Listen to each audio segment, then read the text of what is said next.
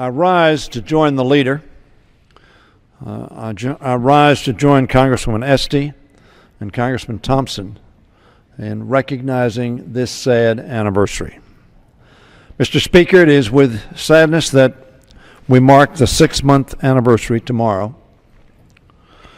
of the tragic shooting at Sandy Hook Elementary School in Newtown. On that day, as has been repeated and must be remembered, Americans were united in shock and grief at the senseless murder by a crazed gunman of 26 innocent people, 20 innocent first graders, and 6 courageous school staff members who tried to protect them and help save the lives of others. Since that day, approximately 4,500, the leader mentioned 5,000, but a figure in excess of 4,500, Americans have died as a result of gun violence, according to the Newtown Action Alliance. Mr. Speaker, this is not just a tragedy.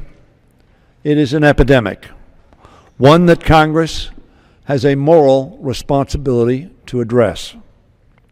When 9 out of 10 Americans support stricter background checks to keep dangerous guns out of the hands of criminals and those with mental illness, there is no reason why Congress shouldn't be able to take swift and decisive action to enact tougher protections.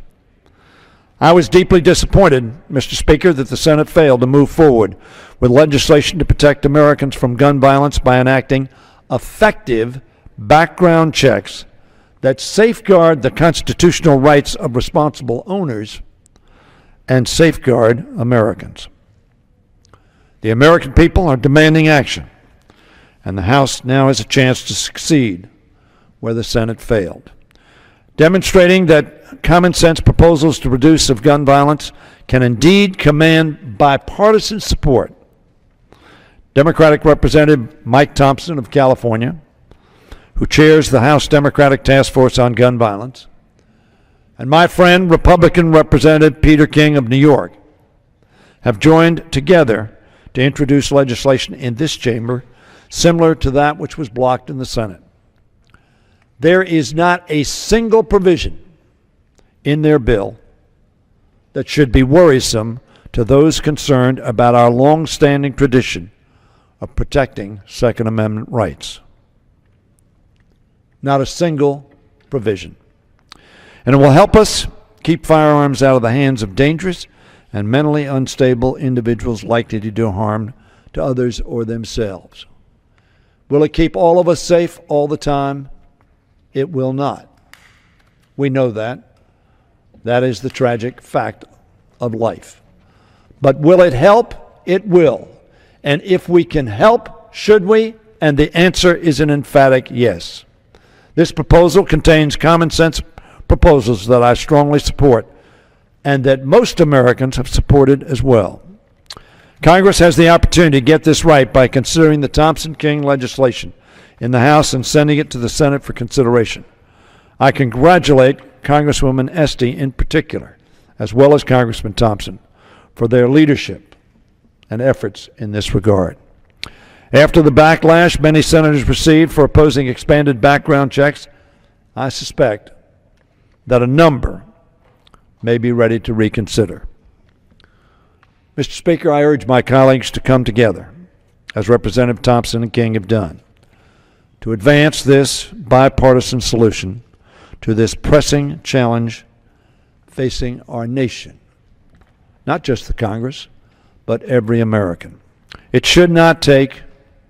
It must not take another tragedy such as Newtown for us to act. We have a responsibility to keep our neighborhoods and our schools safe.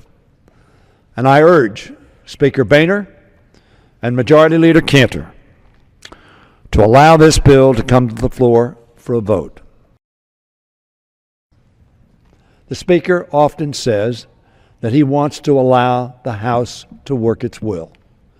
That's why the people of Newtown sent Congresswoman Esty to Congress That's why the people of my district and every district represented in this House, people sent them here to vote on policies. Policies to make their country better, policies to make their country more safe. The memories of those children, the memories of those teachers, the memories of those 26, yes, the memories of those 4,500 plus who since the Newtown tragedy have lost their lives to gun violence. Their memory, Mr. Speaker, demands and deserves action by their representatives. And I yield back.